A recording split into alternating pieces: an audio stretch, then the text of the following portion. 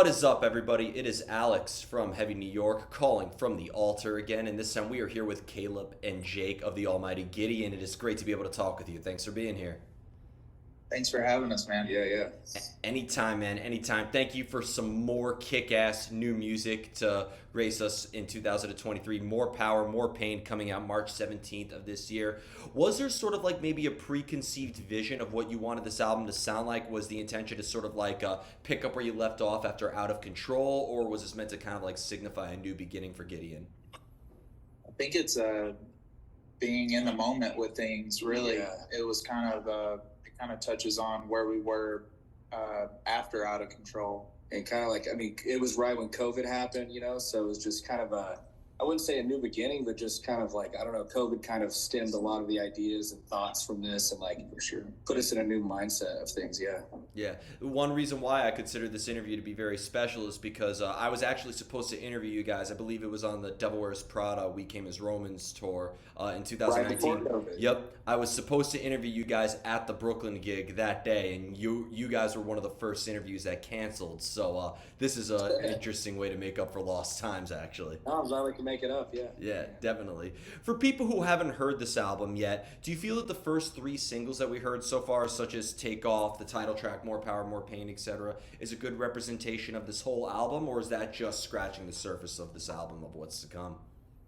I think both. I think it kind of represents a lot of the how we're trying to touch on these songs, but also that there's some hidden gems in there that we kind of, I don't know, there's some original Gideon sounds in there, but also some new stuff. So, but these three that we just put out, I feel like it is a good representation. Yeah, it's a good encapsulation of like, just what the whole of the record in a way. So yeah. Mm-hmm. Well, as a fan of Gideon, if you played me like 30 seconds of a song, I could tell that that's what would be off of Milestone or Costs, etc. So, Okay. Is it fair to say that Gideon has sort of always taken a new approach to every album throughout the entirety of the catalog? I think that's fair to say. We've never been a band that's like, let's go back and listen to old records and make sure that we sound exactly the same. I think that we've always been a in the moment type of band when it comes to writing. Yeah, like how we're feeling musically and emotionally, definitely, just in the moment. Mm-hmm. Now, Caleb, I know that you are technically one of the newer members of the band. I wasn't sure if Out of Control or this album is your first contributions to the band, but coming from Those Who Fear, your previous band, when you joined up with Gideon, were you kind of given a little bit of your free range to kind of bring your own mix into Gideon, or were you maybe looking at some of the earlier material being like, okay, this is how I have to play? Well, so Out of Control was definitely my first, No Love and Out of Control was my first, joining into the band. And I had a lot of songs from Out of Control written beforehand. Been a big fan of Gideon before I was even in the band and just known these guys for years. So it was like having some material already made before I came into the band. It was just, I don't know, kind of the perfect mix. Mm-hmm. Do you feel, because I know that Gideon has had a roster of very talented musicians, some being involved with bands such as Hell Retreats, I know you, Caleb, coming from Those Who Fear. Do you think that maybe different members coming from different projects maybe is one of the reasons why Gideon has been able to have such an eclectic sound? I mean, yeah, definitely. I feel like just all of us being the members out of all these bands that kind of really wanted it, kind of, I don't know, really drove those musical sounds of like Tyler wrote in Hell Retreats, I wrote for Those Who Fear. I think all coming together, it's just, definitely made the sound what it is now. Mm-hmm, yeah. And being that Gideon is such a groove-oriented band, to be able to talk with, the rhythm section of the band is really an honor to be able to talk with you. The famous saying, your rhythm section sucks, your band is going to suck. First question I have is for you, Jake. Being the drummer of the band, a lot of people assume because drums don't have melody incorporated in it, it doesn't really have much emotion, but I think that that's total bull. So prove that theory wrong. Is it fair to say that when you are pounding everything into it, that you are channeling a specific emotional response to the sound? I think that's one reason why I prefer live drums versus programmed drums. I feel like there's a lot of feeling that goes into the instrument, and it's also a very primal instrument. Like I don't know, it's kind of like where it all kind of started. So it's like I don't know, I just try to compliment these guys with their writing and I try to really think about the emotion behind the songs while playing. And I think it could go either way. You have people out there that maybe don't think about it that way, and that's fine. But I think that as a drummer, it's kind of like our job to hold the backbone and kind of drive things. Like I think that also something that we tried with this album is more not everything's the same velocity. Like some parts are kind of there's peaks and valleys. Like there's some parts that are kind of quieter and then heavier. And I think that's I think that all comes with live drums. But I don't know. I've questioned this a lot myself, because being a drummer, like I've always heard that too, where it's like, are they real? Is it a real instrument? Is it not? Like I used to get picked on, like when I first started playing drums in church when I was a kid. Like that was always like kind of like the joke. But I've taken it very serious, and it's gotten me like I don't know. I wouldn't have seen the world if it wasn't without drums. I wouldn't have met my best friends and this. And so it's I take it very serious. Yeah. Seriously. And Yeah. Anybody? Oh, you were saying? No, go ahead. No, I was just saying that anybody who says that, they're just pissed because drums are so loud. So, Yes. Yep. They are loud and annoying. That's something I haven't found a way to get around yet, but I'm working on it. Well, please don't. I think that's essential to the Gideon sound. But as the drummer, have you always preferred to have music present before you laid down your part? Or have you ever had a whole drum pattern that maybe the rest of the band could kind of write over? It's gone both ways.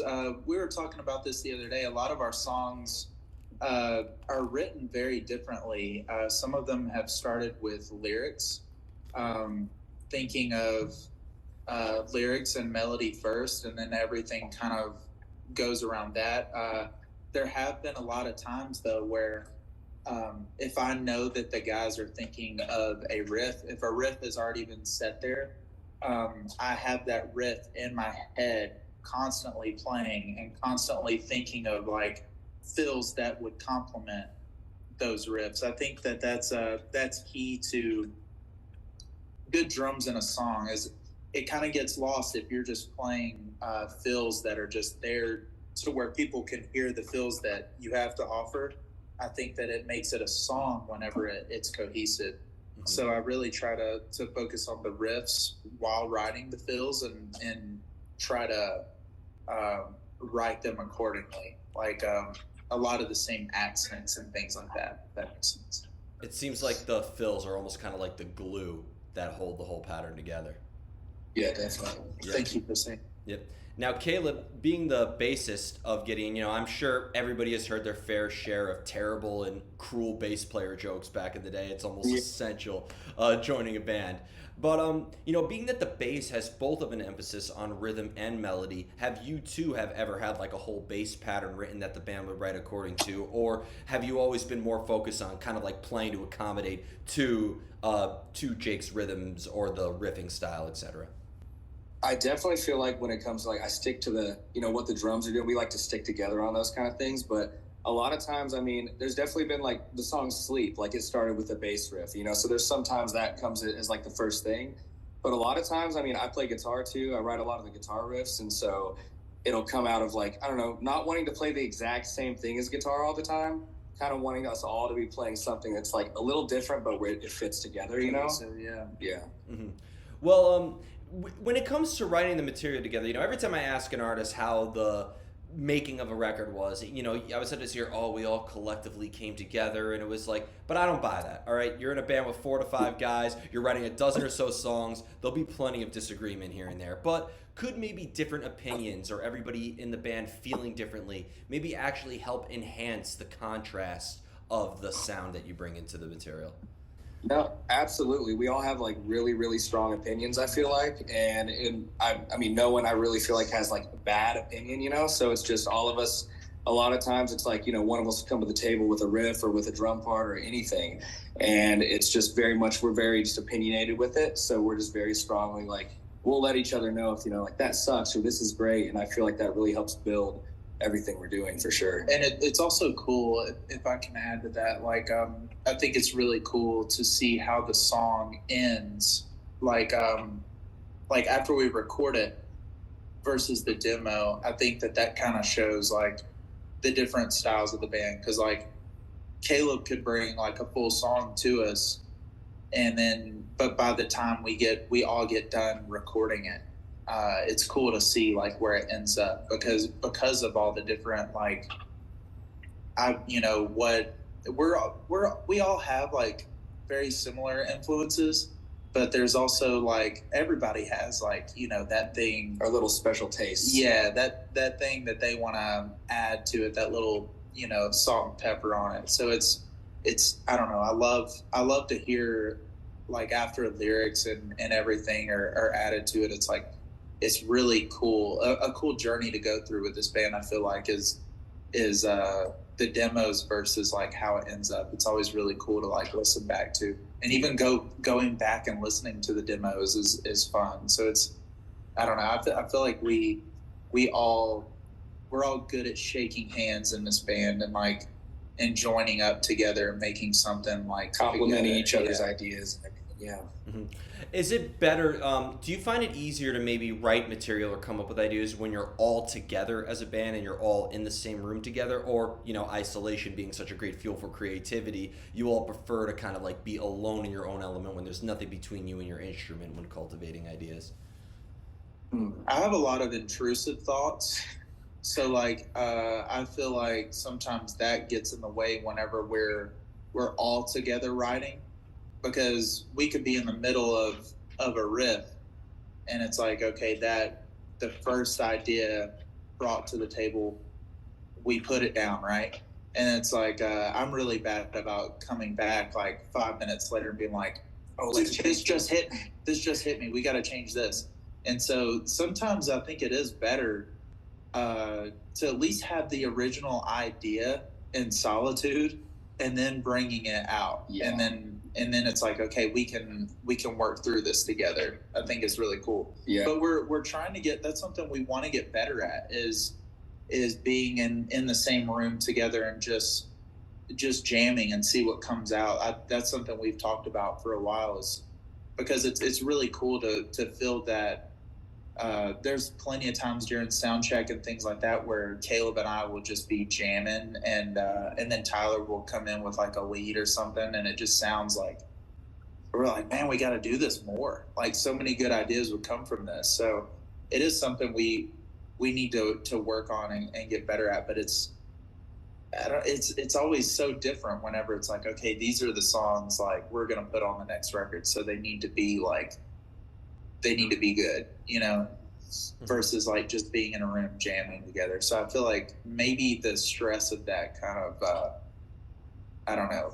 I will say sometimes I feel like it's like the isolation of like, there's a lot of songs I feel like I've like made the skeleton to or the pre-pro of everything just like alone in a room and everything. And I feel like sometimes like, to me at least, it is kind of easier when you're in your own space and you're each like, I don't know, I make the idea or Jake makes it and we send it to each other. We're in our own spaces able to think about it and flesh things out on just our own. Work through it in the brain first before, sending it over. And even with lyrics, I think if I had to write all the lyrics like just right there on the spot, I think they would come out a little differently because most of the time I'm like sitting there by myself working through those thoughts. And I feel like that's, I don't know, can be a necessary thing sometimes. Sometimes you got to be alone. Yeah. Yeah, of course. And you mentioned the lyrics too. I don't know if this may be the most appropriate question to ask you guys in particular, but like, could lyrics or a lyrical concept maybe help also guide your hands with how you make the music as well?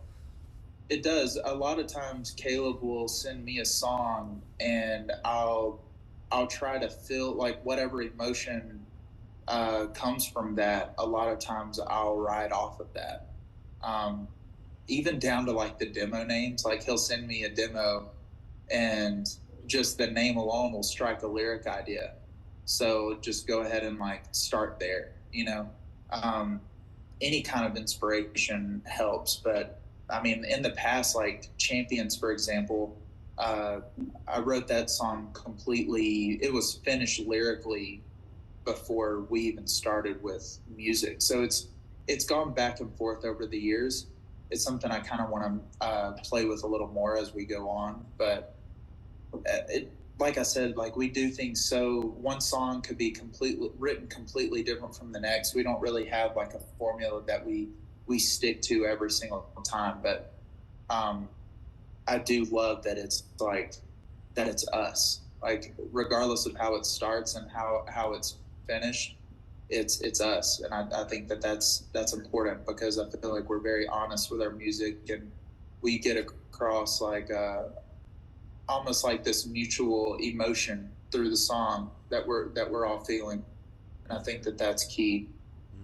What do you believe? This is like a new debate I've been liking to have with artists. Do you believe inspiration is something that could actually be sought out? Can you actually find inspiration, or for your songwriting process, you kind of let the inspiration just come to you?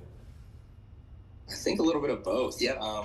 Yeah, like, cause sometimes, I mean, you can see or hear something or like literally just hear a word, so watching TV, some word pops up and you're like, oh, a whole idea sparks off that. But then sometimes it's like, it just comes to you when you're just like really like trying to let go and let it like, I don't know, let it fill you somehow when you're making music. So yeah, a little bit of both. And being an artist is so strange, right? Because I feel like one thing that kind of separates us from other people is like even in the middle of conversation, like I'm constantly paying attention to words and phrases that people are using around me because it's something that could be used in a song. I mean, even something that's written on the wall or a sign that's standing there. Like these are all things that you can gain inspiration from. But also, like we've all been in the situation where we have writer's block, and I think that that's where you have to do. You have to do the work, and it's like, okay, this isn't going to write itself every single time. You got to search for it. And you have to go find that inspiration. You have to know what you're looking for, and go find it. And that's fine as well, you know. Yeah, I'm glad that you guys get the best of both worlds with that. I had a conversation with my tattoo artist one time, and she told me that if she only tattooed when she was inspired, she wouldn't be able to pay the rent. And while I can't speak for That's you guys, true. yeah, and while I can't speak for you guys, but if you only played music when you were inspired, would you even been on half of the tours that you've been on? You know what I mean? Or maybe Right. more. Exactly. So. And I think that it's one of those things where, like being inspired before songwriting, it kind of helps things get started. So it's like, okay, you might be inspired and get like, 3 or 4 songs, but Then that's writer's block. that's not a full album. So Yeah. you gotta start, thinking about things, and that's where time crunches come in. That's why it's good to write every single time inspiration hits you. But everybody lives busy lives. Everybody has things going on, so it is what it is. Yeah. So with the Gideon EP and the No Love, No One EP, was that an example of like you guys just wrote a bunch of songs and then the writer's block kicked in, but you're like, fuck it, let's just release these 4 or 5 songs? Well, so those two, it was like, that was like right when I joined the band. And so we were wanting to just we knew we were going to be working on an album soon, but we had some time to be able to go to the studio for a little bit. Like, I think it was in the middle of a tour, wasn't it? Or maybe it wasn't. I don't know. Maybe right before. It was like right before a tour, I think. And so we just like went up. We had a few songs, actually like 4 or 5 to go off of, but we chose Too Deep and No Love. And yeah, no, that was something where we were like wanted to just kind of implement a new sound. And that was me like joining the band musically. It was something different a little bit than what had just been there before. So just kind of wanted to like put a little something out there before we got to the full album, Mm-hmm. And here comes the most difficult question of the whole interview. I'd like to see how you both answer this one. How do you know when you're finished with a song? You can go first. I mean, really, I feel like there's so many times that we're sitting on songs, and even after we finish them, we're like, it's not done. We could have done this. We could have done that. So that's like, I mean, there's sometimes where you have to just sit and be like, well, we were all stoked on it at this point when we did all these things. And so we're trying to think of like, what was the moment when we were all like, okay, that's it, we're done, and not need to think about it anymore. Because there is a point where you start, you start, especially myself, like I will think about something and it's not finished until the guys are like, this is like, like we can't think about this anymore. Like we need to just let it be. It is what it is. Let's let it be what it is. That's what's been one of the most difficult things about this record we're about to put out is we've been sitting on it for a minute now. So my mind is going crazy, dude, because I'm constantly thinking about like, oh, what if we would have done this? What if we tried that? But those songs are done. It's done. You kind of just have to like finish a song and like let it be like, okay, this is the milestone for that point in time when we finished it, and just let it be what it is. I do feel though that like we could go through all of our albums, every single song, and be like, oh, we could have done this here, this here. So like I don't know, that's a hard question. I think it's all done when it's time to leave the studio. Yeah. I would say that. That's a good way of putting it. And I mean, I'd imagine too, because some artists are guilty of being satisfied too quick. Sometimes maybe you finish the demo and you don't even want to do anything after that, right? 100%. I feel like there's a lot of times I come to them with a demo and I'm like, oh, this is completely done. I feel like we could just call it and say it's a song here. But then, then everyone wants to put their ideas in. And at the end of it, it's always like a good thing that we took the time to let everyone put their opinions in and really like make it what it is at the end. Mm-hmm. And I have two more questions for you guys. Now I just want to talk about playing live. I've had the privilege of seeing Gideon play multiple times. First time was at the Gramercy Theater. I believe that was with Chelsea Grin, maybe. I could be wrong. Oh, wow. Long time ago. Yeah. And then I had the privilege of recently seeing you guys with For the Fallen Dreams. Is there at all a similar energy that you channel into your live presence as you do in your songwriting? Or do you consider playing live and songwriting almost two completely separate art forms altogether? It needs to translate. I think that it's good to envision what it's going to be like live before you record it. Personally, I think that tempo is key. You don't want to. We've done this before in the past where it's like we'll record a song and then go play it live. When adrenaline is hitting, everything feels a lot slower than it really is. So you want to. I don't know. I feel like it's good to put yourself while listening back to what you've written. I think it's really smart to think about the live setting as you're going. Like where lyrics are involved, it's like, okay, are people gonna? Is this good enough where people are gonna want to sing this back to us live? Drum parts, is it like, should it be like some difficult, really fancy, crazy fill, or just a really simple thing, excuse me, that somebody could easily air drum along to, down to like the tempo? Like, is it bouncy? Is it worth nodding your head to? It's because you want these songs to translate live more than anything. You know what I mean? So I think that it's important to have those in the back of your head while going over this. But here's the brain picking part, because in the end you are just taking the songs that we hear on the album and replicating them in a live setting. So it's not like there's a new like basically to sum it up, is there anything remotely creative about playing live since there is such a replicating element in there?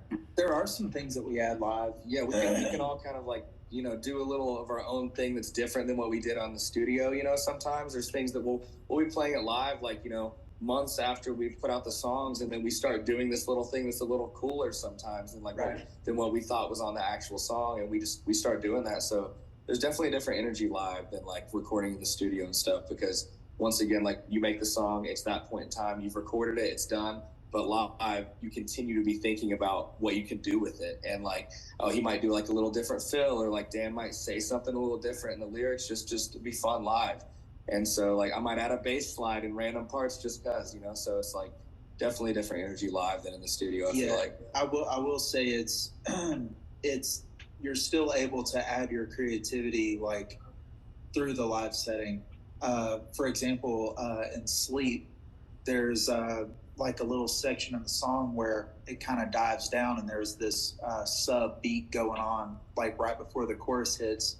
And live, we like to add live drums and bass to that, so we kind of translate how we feel like it should be live versus in the song, to where when people come see the song live, there's something like it's like little ear candy. It's like, oh, that's not on the record, but when they play it live, they do it like this. Yeah, just new little nuances and stuff that you add to it.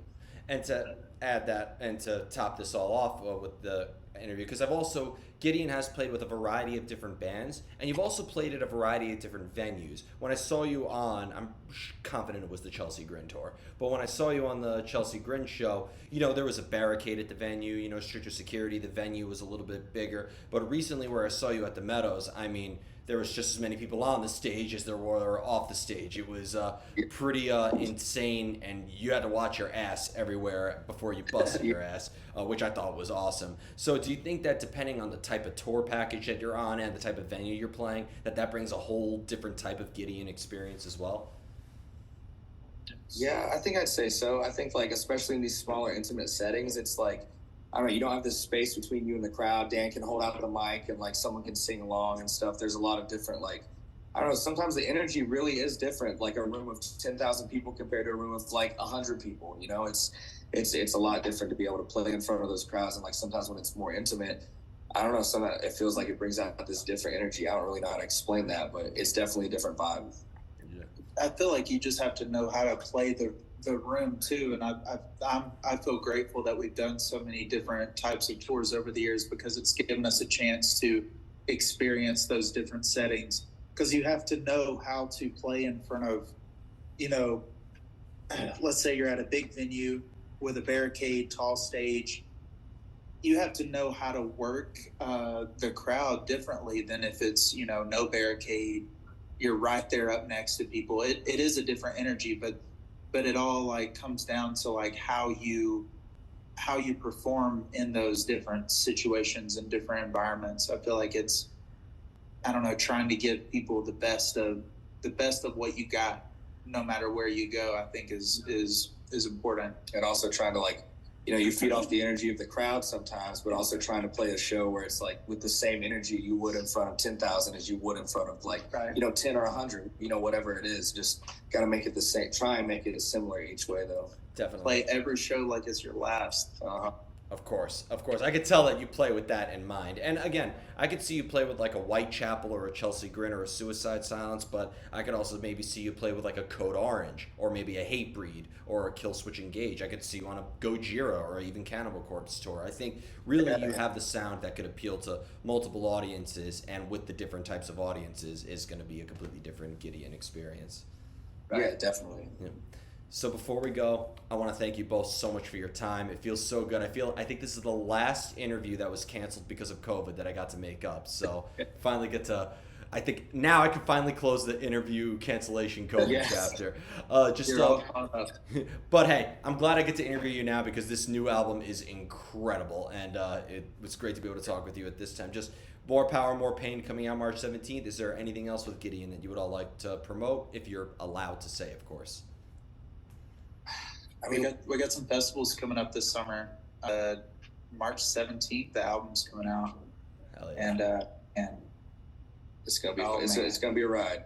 Hell yeah, definitely will be. Thank you so much, everybody. We are here with Gideon. More Power, More Pain, out March 17th. Pick that up. We will see you next time on Heavy New York.